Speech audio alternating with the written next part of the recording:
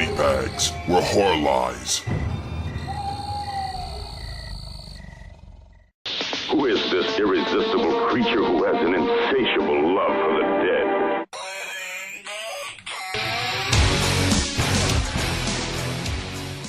Hey guys, happy Thursday, this is your Fright chick speaking. Okay, so this week I am doing A Nightmare on Elm Street Part 6, aka Freddy's Dead, The Final Nightmare, I think. It's a full title.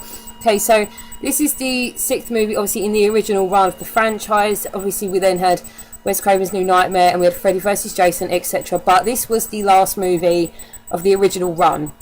And I must say, it's probably one of the wackiest. It's also probably one of the most fun. I should have gone to Part 5 Dream Child, because we have done 2, 3 and 4 on body bags. But I don't really like Dream Child as much as the rest. It's my least favourite, so I jumped straight to 6. Fuck it, sue me. Okay, so this film literally jumps right into it.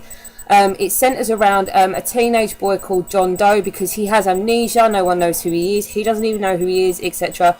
And a few other teenagers from a shelter and their carers, handlers, I don't know, the administrative people that run the place basically. And of course Freddy, who's on a kind of a mission this time. He's looking for something, he's on a bit of a mission.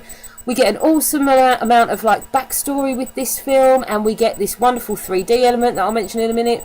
But yeah, so this film kind of did end on a high note for at least I think. It was the most fun. So John Doe is dreaming. Literally in the first 5 minutes, he's having a dream. It is, of course, a Freddy nightmare.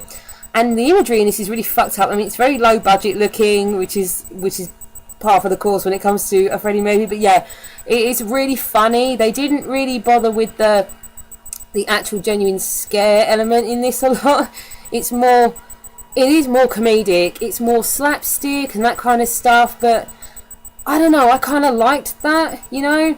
I liked that. So John Doe is dreaming, and then at the end of his dream, Freddy manages to push him through a barrier. It seems that there is some kind of physical barrier this time between dreams and reality. He pushes him through a barrier and wakes him up, and he basically sends him to go fetch. We don't know what he's fetching, we don't know what he wants to do, but he sends him off on a little mission. John Doe has amnesia. He stumbles across the shelter where the other teens are housed, and they take him in and they try and figure out who he is. He has no idea. He does have a little article, like a newspaper clipping, about Springwood and about a woman from Springwood. So they believe Maggie, who is like the one who basically, you know, oversees all the kids, she is our heroine for the movie. She decides that because he has this article and doesn't know who he is, but the only thing he can tell her is that he is a survivor. He is the last one. He doesn't know what that means. She doesn't know what it means. So she decides that maybe they should take him back to Springwood and it will jog some memories. So the first sort of 20 minutes of the movie, half an hour, there's not a lot going on, because they're just kind of at the shelter and talking to each other and trying to figure stuff out, blah, blah. But then they go off in the van, and we have 3 other teenagers. We have Carlos, Tracy and Spencer, all from different backgrounds, and we get to know them and stuff, which is good, because then at least we kind of care about them if they're going to die. So they decide to stow away in the back of the van to escape the place. They all end up in Springwood and shit goes down. So yeah, this, like I say, this is really fun. This is not really a spoiler, because I'm not going to tell you who, but the whole thing centres on the fact that Freddy has a child, or believes he has an actual biological child from his human days, and there's like a quest in the whole movie to figure out who this child is or was, and what's happened to them, and why this is important to Freddy, and to then stop him, because he is on a quest to do bad things as usual, and they have to kind of work out, you know, how to basically fuck him up. That is kind of it, and that is the crux, and like our big showdown at the end all involves this whole plot line that runs all the way through the movie, because it's pretty early on that they mention that. But yeah, they get to Springwood, and it's just really strange, you know. And now I didn't realise this. I did not realise this until I looked on Wikipedia, because I like to refresh my memory of certain aspects. This movie came out in 1991, okay? I didn't know this until I just read it. The movie is set in 1999. It's technically set almost 10 years later. That shit makes so much more sense to me now. If you've seen this film and you didn't know that, this is why there are scenes in the movie where they get to Springwood and there's no kids anymore because Freddy killed them all. Which, you know, so it was set in the future. It was like, oh, Freddy's killed them all and this is what's happened to Springwood. I didn't know that it was set like 10 years later. That makes so much more sense now. All the parents are like mad, they've all gone insane. And we have cameos from Roseanne Barr and Tom Arnold, who at the time were like massive stars. I mean, I think I saw this film when I was probably about 8, which is, I don't know if that's a good thing or not, but I saw this film when I was about 8. So I was like, oh my god, it's Roseanne, because I knew who the fuck she was. I knew they both were. So we have cameos like that. And we have the kids rolling around Springwood. Wanted to say Springfield then. Springwood. And we have the actual house. We have 1428 Elm Street, but it's a bit dilapidated now. All the houses are dilapidated. And the kids get trapped in there. They end up in some weird loop, some travel loop. We have really weird scenes where just like, it's just like slapstick killings and stuff like that.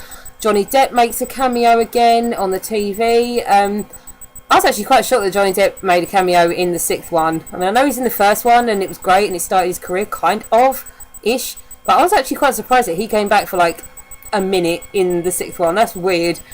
So yes, Maggie and John and Spencer, Tracy and Carlos all get stuck in Springwood and they have to figure out the backstory of Freddy Krueger, which is wonderful. And the last thing I'm going to talk about before I end this is the last portion of the movie. Once they have enough information that they can go on, they manage to get back to the shelter and enlist the help of one of the doctors there, whose name is actually Doc, and they realise that they're going to have to go into his psyche and they're going to have to try and take him apart from the inside, basically.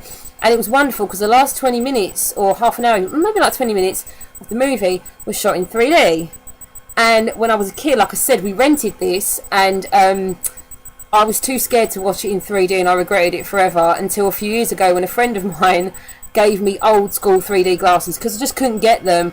And on my box set, which I'm sorry I did not get out of my wardrobe, you can actually choose to watch the last bit in 3D, and I watched it and I'm not sure if it's the same on these new TVs, you know, as opposed to old TVs, but yeah, I did actually manage to watch it in 3D and it's quite cool. It's a wonderful, wonderful sequence. You know, we have like these dream demons. They introduce dream demons and you get to see Freddy at different points of his life from sort of conception to the end and how he got caught and all that stuff and when he got burned, and it was wonderful. It's a brilliant thing. Even if you think the film sucks up until that point, you can't really argue with the last part of the movie.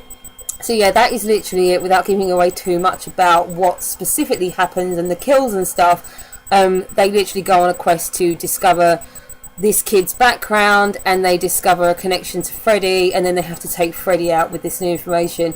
And it's wonderful. You get a bit of everything in this that you just didn't get in the other movies. I loved it. Okay, so I'm probably going to end up watching it now. But I will see you guys next week.